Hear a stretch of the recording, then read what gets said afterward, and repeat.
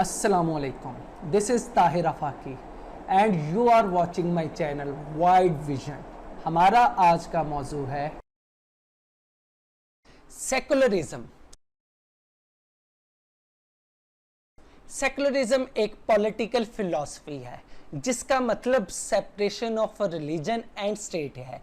Secularism की इस्तिलाह सबसे पहले बरतानवी मुसन्नफ जॉर्ज हॉलीऑक ने 1851 में इस्तेमाल की। उसने इस इस्तिलाह के ज़रिए समाजी निज़ाम को मजहबी इखलाकियात से अलग करने की हमायत की।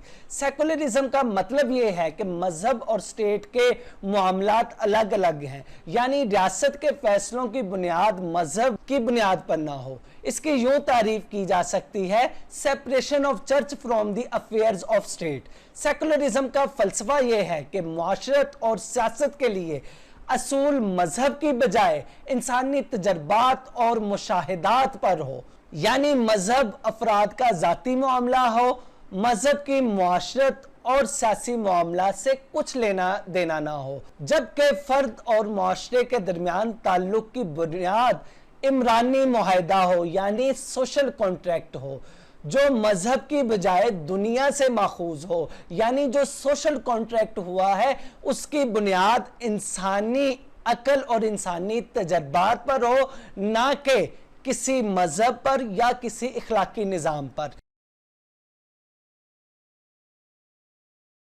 सेकुलरिज्म की इकसाम, सेकुलरिज्म की दो इकसाम है, हार्ड सेकुलरिज्म और सॉफ्ट सेकुलरिज्म। हार्ड सेकुलरिज्म मजहब के बिल्कुल खिलाफ है।